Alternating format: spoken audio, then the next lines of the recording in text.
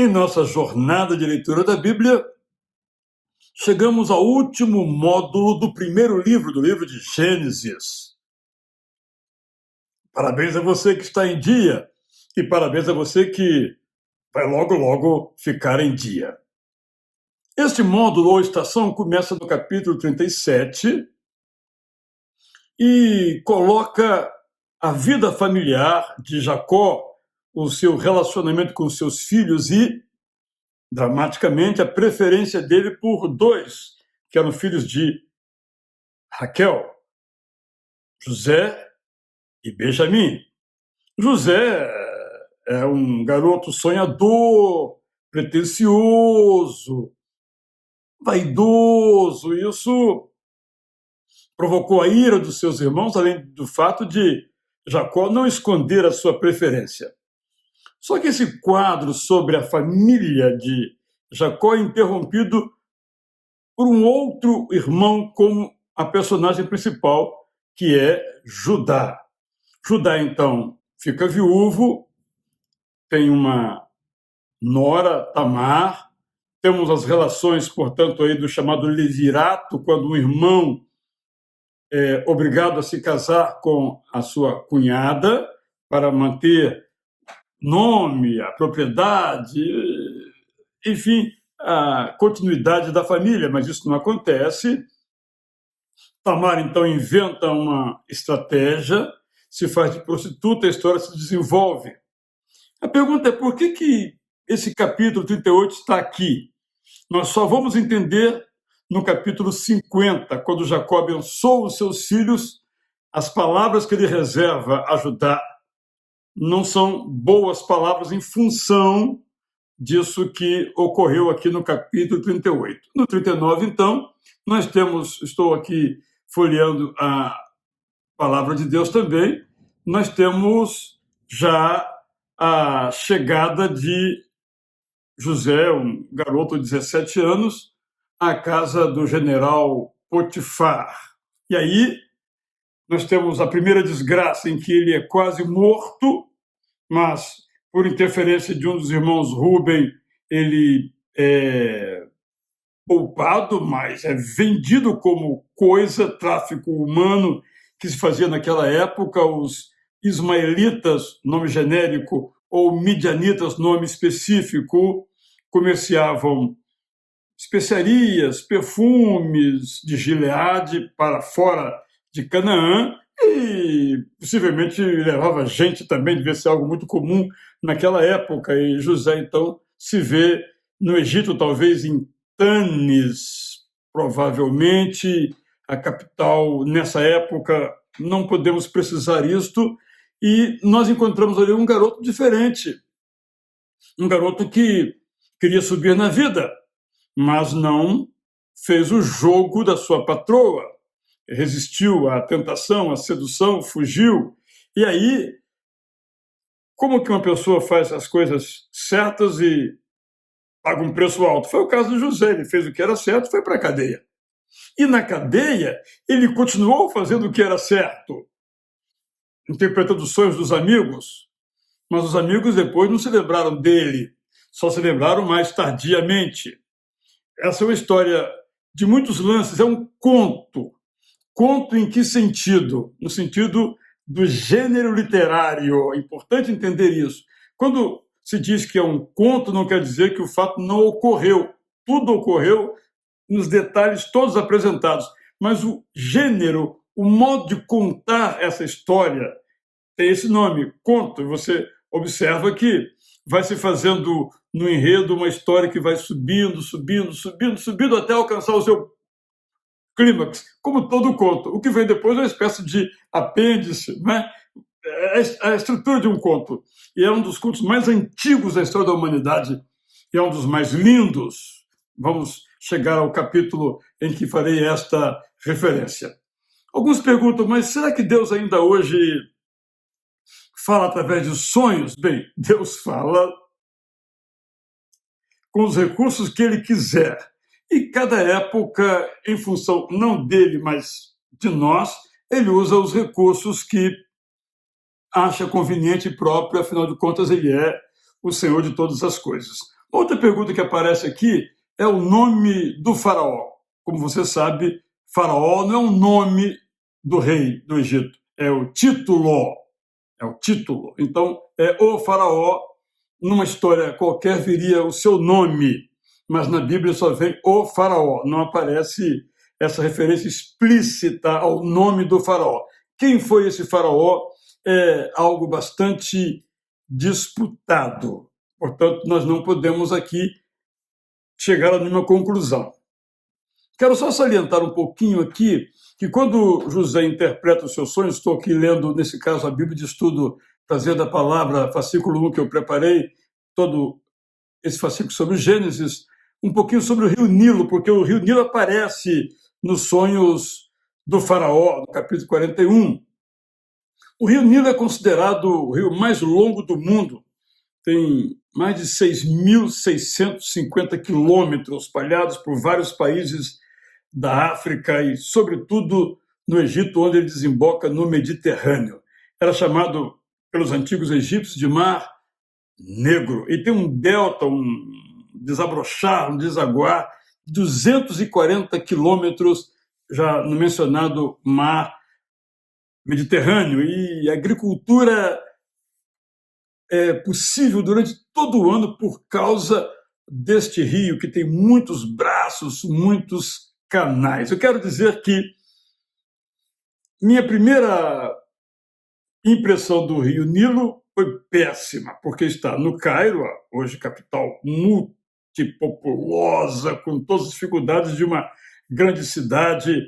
E é um jantar que, quando nós chegamos lá, os turistas que vão comigo, ou eu vou com eles, na verdade, nós temos uma noite ali num navio, restaurante, show, etc., um pouco da cultura, mas a gente vê que é sujo. No dia seguinte a gente passeia para almoçar no próprio barco também, o restaurante do barco é sujo, pressão ruim. Mas eu fiz já 2 viagens pelo rio Nilo todo até Assuã. É deslumbrante essa viagem, a paisagem, os navios, algo realmente extraordinário, uma viagem que vale a pena para conhecer os antigos templos do tempo dos faraós, aí do milênio segundo, milênio terceiro, uma história bastante impressionante. O rio Nilo, de fato, permite isso. Você, às vezes, na Bíblia não tem o nome Nilo, só fala rio, ou às vezes rio do Egito. José, então, interpreta o sonho do faraó, e aí temos uma expressão lindíssima, quando o faraó diz assim: bem, será que nós temos alguém aqui que tem de tal modo o Espírito de Deus que pudéssemos convidar, a não ser o próprio José, para então liderar esse processo que vamos passar, administrativo, dramático, da escassez de alimentos em nossa terra? Então ele é adotado, aí o nome dele é trocado, ele ganha uma esposa, isso faz parte da cultura de antigamente, e José então ascende à elite do poder. Ele se casou com Azenate, que era filho de Potífera, que era o sumo sacerdote em On, talvez Heliópolis, cidade que ficava perto de Gósen, onde moravam os hebreus. E aí a história prossegue. No capítulo 42, nós temos então o início da segunda parte desse conto, que é a preparação. É um conto, né? Vai ter um clímax para o reencontro do morto com os vivos, né? Digamos assim. E aí os irmãos chegam, não reconhecem José, José os reconhece, e aí temos uma história cheia de lances. José, talvez seguindo o padrão da família em que o jeitinho da mentira era praticado desde Abraão, ele não se revela, e você não sabe por quê. Aparentemente, os irmãos, que não sabiam que era ele, só ele sabia da identidade deles, ele falava por intérprete. Estamos falando aqui de um primeiro-ministro, de um grão-vizir, da maior autoridade no Egito, abaixo apenas do faraó, como isso fica muito, muito claro. Então ele fala por intérprete, todo um cerimonial, e ele é um estrangeiro de outro país, diplomacia, jogo diplomático, essas coisas todas.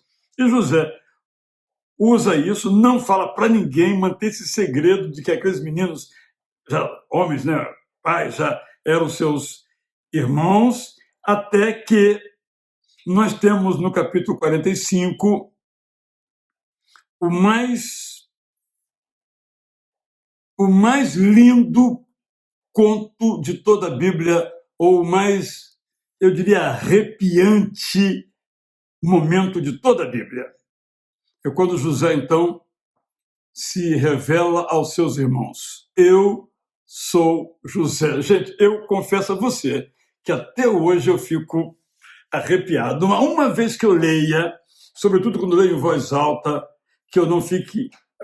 Meu corpo estremece, porque ele mesmo ficou cheio de emoção, comoção, diz o texto bíblico, e ele... o choro dele foi tão intenso que em outras casas próximas do seu palácio, esse pranto, esse choro, esse lamento foi ouvido, mas agora de alegria, para ele poder se revelar aos seus irmãos, depois traz, então, os seus pais, não, no caso só o pai, Raquel já era falecida, e toda a família com 72 pessoas. E aí começa uma nova história, a história do povo hebreu, agora escravo no Egito. Quando a gente vai ao Egito, os guias dizem: a Bíblia diz que os hebreus foram escravizados aqui no Egito, mas no Egito nunca houve escravidão. Minha resposta, com eles não comento, falta de educação, né? Mas a minha resposta é a seguinte: para quem é o oprimido, a sensação é uma.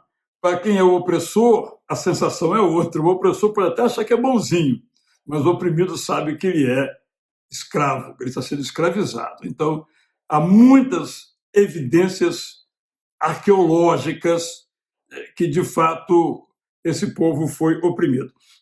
Há um problema quando você lê a história oficial, as crônicas da antiguidade, todas as histórias são oficiais nesse período da história, não se fala em Hebreus, no máximo Abiru. Mas, gente, o fato de não haver menção não quer dizer que não tenha existido. Você acha que o historiador oficial ia contar que os egípcios foram destruídos por uma turba desarmada de hebreus perto de se afogar no Mar Vermelho e a história é revertida, é claro, pelo poder de Deus? É evidente que não iam contar isso. Então, você não encontra isso quando lê Êxodo, e não vai ter referência nisso também quando você lê Gênesis. Só para a gente ter em mente claramente este aspecto. Depois o texto vai prosseguindo e, de fato, José cria situações. Há um momento em que você... Mas José foi muito malvado, ele comprou toda a terra, mas devolveu aos agricultores e deu a eles o privilégio de trabalharem com parte dos resultados. Cria isso, a chamada parceria, o quinto, até hoje isso existe no mundo inteiro, daí a expressão quinta que nós temos advém daí, era uma prática da antiguidade. Com isso, nós vamos para o final desta sessão, dessa estação, desse módulo. José, como todas as pessoas, adoecem, e aí nós temos uma bênção trocada. Jacó vai abençoar os dois filhos de José, Manassés e Efraim, que vão se tornar duas tribos. Não tem a tribo de José, mas tem as tribos de Manassés e Efraim, filhos de José, e na hora Jacó trança as mãos. Olha que interessante, né?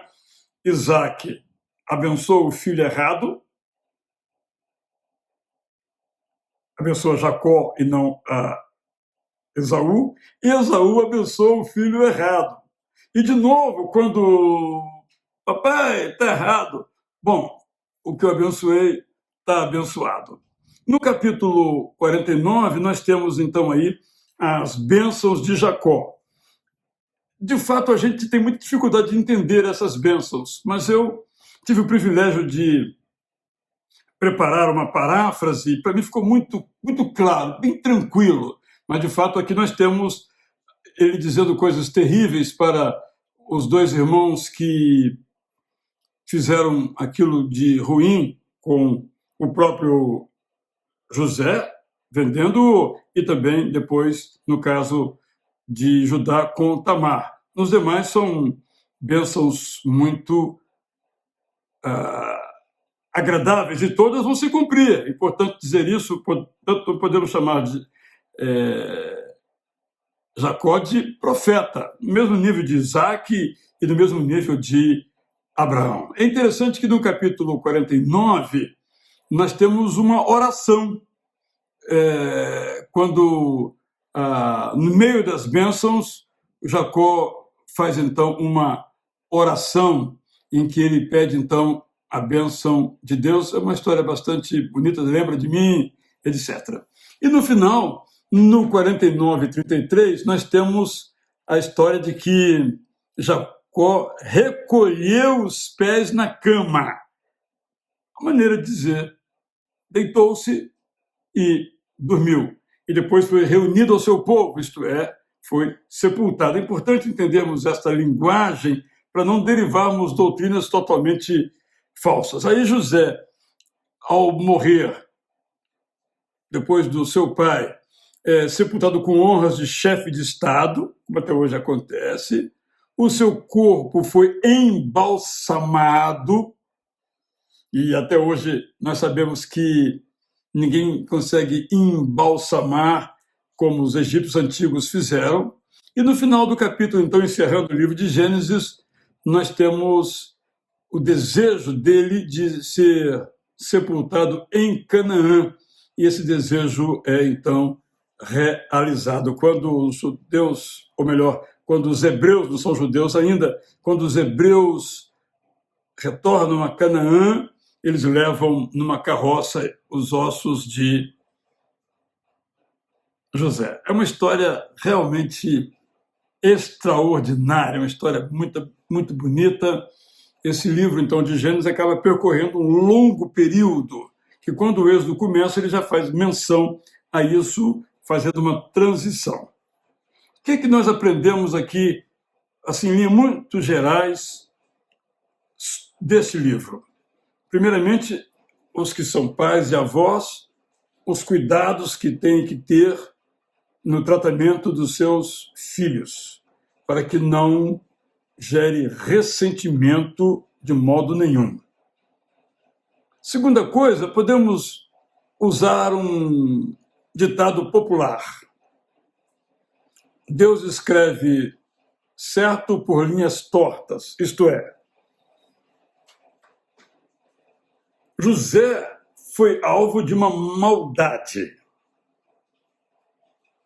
mas Deus fez com que essa maldade convergisse para o bem não só de José, mas para o bem de Jacó, para o bem de seus irmãos, para o bem da humanidade. Todas as coisas convergem para o bem daqueles que amam a Deus. Aprendemos isso na própria Bíblia Sagrada. Mas nós temos que elogiar a atitude de José. Ele venceu a tentação da autocomiseração. O garoto sofreu muito. Garoto, 17 anos, sofreu muito quando foi vendido como uma coisa, mercadoria, tráfico humano. Mas ele não se considerava uma vítima. José venceu a tentação do sexo fácil com a mulher de Potifar, sua chefe. Insistentemente, ele venceu, ele não se deixou levar. E ao longo disso ele foi vencendo outras tentações, venceu inclusive a tentação do poder, coisa difícil de resistir também. José, de fato, um homem extraordinário. E ele diz, olha, quando seus irmãos chegam lá, cheios de medo, agora vamos morrer, mereciam realmente morrer, a regra era esta. Ele diz, não foram vocês que me mandaram para cá. Isto é claro que foi. Humanamente falando, foi. Também não estou dizendo que Deus fez aquilo, fez aqueles irmãos terem aquele ódio para que essa história tivesse esse desenvolvimento. Não, estou dizendo que nós humanos fazemos as coisas e Deus reorganiza as coisas. Não era, aspas, um projeto dele que José enfrentasse aquilo, mas enfrentou pela maldade dos seus irmãos. Então, aí, no desdobramento da história, ele vai reorganizando, recompondo a história. Porque, na verdade, podemos dizer assim, o povo hebreu não era para sair de Canaã. Saiu, mas saiu por vontade humana. Mas Deus fez sua interferência e fez com que eles voltassem e habitassem a terra que ele tinha prometido a Abraão, a Isaac, a Jacó, a todos os meninos. Bem, esse é, portanto, um pequeno introito aí à leitura da estação que se refere aos capítulos 39 a 50 de Gênesis. Espero que esta pequena introdução anime você a ler e tenha ajudado você a compreender melhor esse magnífico momento da história do povo de Deus, a história de José. Até a nossa próxima estação, porque o módulo que teremos a seguir é o de Êxodo. Muitos problemas para leitura, datas, localizações, rota do Êxodo, mas isso nós veremos depois, ok? Deus nos abençoe. Até o nosso próximo encontro, se Ele nos permitir.